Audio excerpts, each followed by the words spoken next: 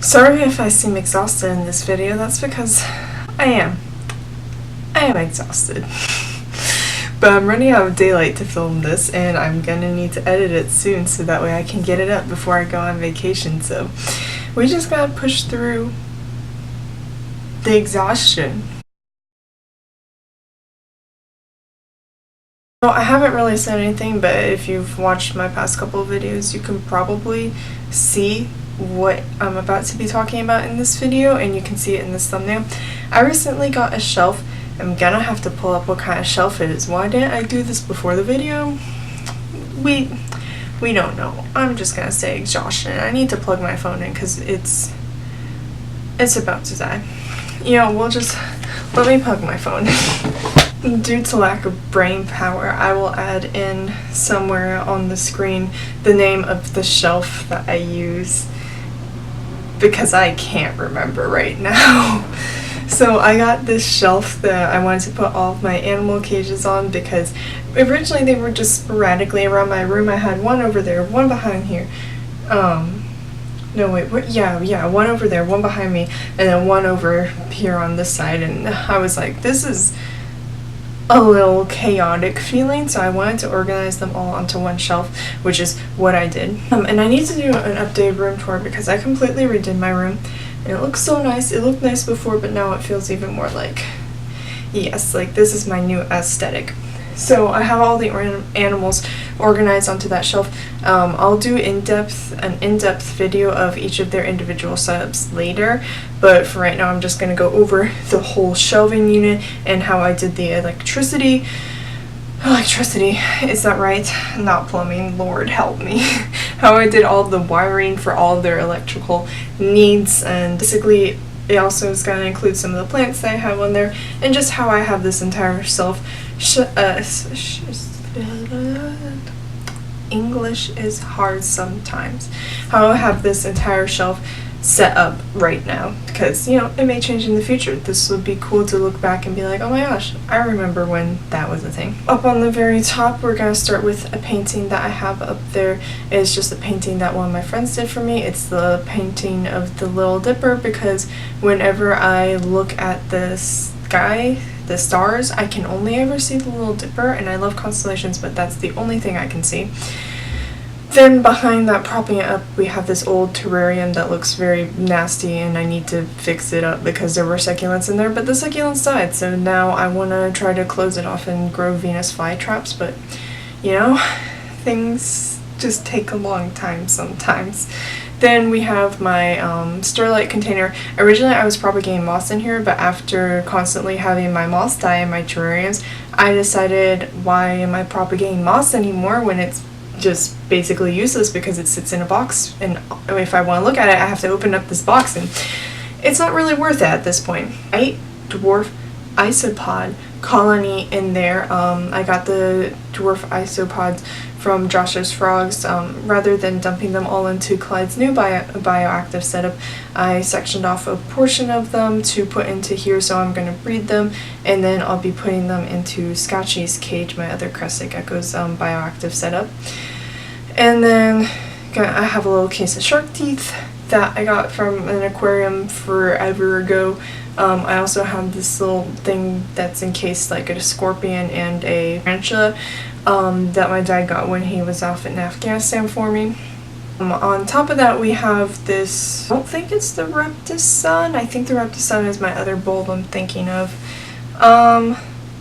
It's basically a zoom ed light that has LEDs on it to help promote plant growth. That was originally on top of the moss, however now it is serving as a kind of light for the plant I have up there. I mean, ideally it would be hanging from the ceiling, but the cord doesn't reach that long, and I don't think it would look that good hanging from the ceiling. So right now it's kind of propped up on its side for my ponytail palm plant.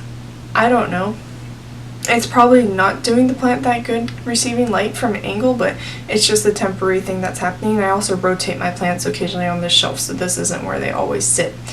So now we go below, and we have my oldest crested gecko, Scotchy, in his bioactive setup, and then I have my younger crested gecko, Clyde, in his new bioactive setup. So they're roommates, not roommates, but they sit next to each other. They're shelf mates. I do have construction paper in between because it covers up the expanding foam, because the expanding foam is white. It also gives Scotchy some hides on the one side of his cage by having construction paper there, and it also creates a visual barrier between the two, because even though they don't seem to mind each other, they are both males, and I don't want them potentially getting aggressive towards each other, feeling like the other one's in their space.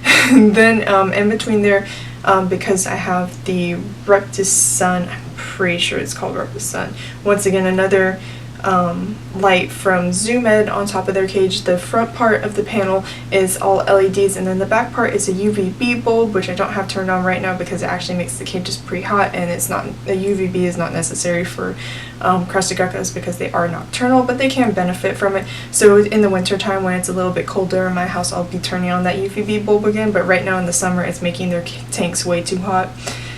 So I have that light fixture on there. It's I believe 36 inches long, so it goes across all, both of their tanks, and then in the middle I have plants to benefit from those LED lights since I have extra room on the shelf. So I have all of my beautiful plants, which I also will be coming out with another video going over all the different plants that I have. So they're benefiting from all of those LED lights as well as the plants in the bioactive setups. And so those are my two little gecko boys. Then right below them I have my hermit crabs. Right now they're chilling in a 20-gallon. Because I have more room on this shelf, I'm thinking about upping them, but if I want an actual 40-gallon, it's going to take up the entire shelf exactly, so I don't want to risk making making the tank like too large to where then it's a hassle to get in and out of it. So I've been trying to figure out if there's 30 gallons or something that will fit nicely on this shelf, because I really want to make their tank like the most spectacular hermit crab cage I can think of, because I've seen some really cool crab-habitat setups, but right now they're just in their 20-gallon, so there's some extra room on that shelf to be had. And then I have my water bottle that has dechlorinated water in it for my plants and animals, and then I have my springtail colony, and I did have another springtail colony, but I used it in Clyde's cage, so I haven't refilled that colony. So right now I just have the one, which is the original colony from Dresser's Frogs. And then next to that I have the spray ball that I spray down all of the tanks with dechlorinated water. And then on the very bottom I just have two animal books that are filled with different kinds of animals and just random stuff on top of their cleaner. Then next to it I have whatever is in that crate, just randomness. Repticarpet that I need to put on Atticus's basking spot, just basically all the little random things. Maybe I have a couple water balls down there, I don't even remember at this point. So now going into all of the electrical wiring that goes in it. So I have 3 heat mats, 2 on the back of the crested gecko cages, 1 on the back of the crab-habitat. The crested geckos technically don't need heating, but sometimes my room was reaching into 65 degrees at night during the winter, which makes me extremely uncomfortable because I'm an overprotective pet parent. So right now they have both have heating mats on the back of their tanks. I might be taking those off in the future because I will be using, like I said, that UVB bulb get spray warm, so I might be using that as like a supplemental heating thing. But right now they have both heat mats. Both of the heat mats are plugged into a, what's that thing called? A Zilla thermostat. So it's set to turn on if the tank reaches, I think right now it's below 70 degrees. So I have both of those plugged in. The probe is wired in through into Scotchy's cage because it reached the heat mat easily in his cage. So it will regulate both heat mats, but it's only actually taking the temperature of Scotchy's heat mat. I don't really have major concern with anything with only one probe going on. I mean, there's 2 plugs, so it's pretty much a solid thing. So then I have that. And then the second heat mat that I have is a jumpstart thermostat on the hermit crab cage.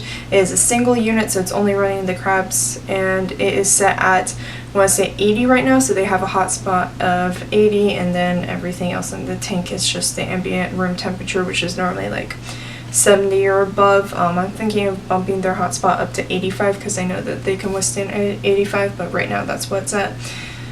So I have both of those cords are plugged into, I'll correct myself if I'm wrong, but the Zoomed, it's not an extension cord, but power strip, right?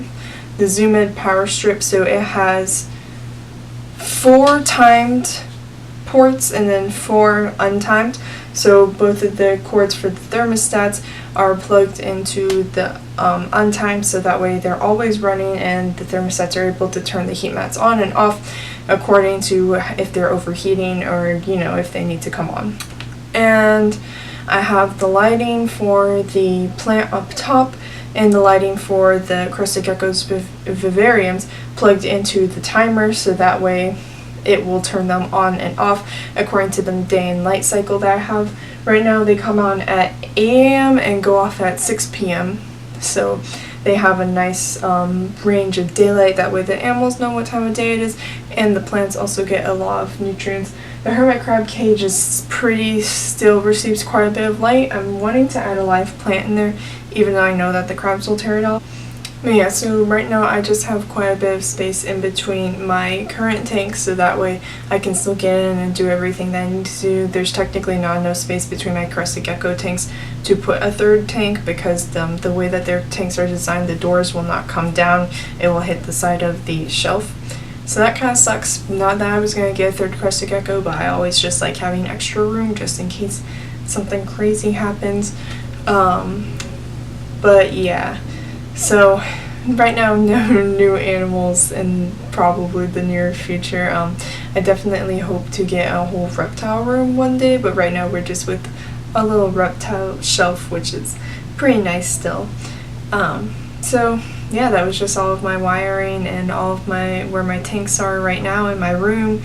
These are the only animals in my room. Obviously my cat just free roams the house, and then my turtle is in a separate room because that boy was not going to fit on a shelf at all. So I will definitely do another video showing off the entire setups in more depth. But anyway, I hope you guys enjoyed that video, and I will see you in the next one. Goodbye.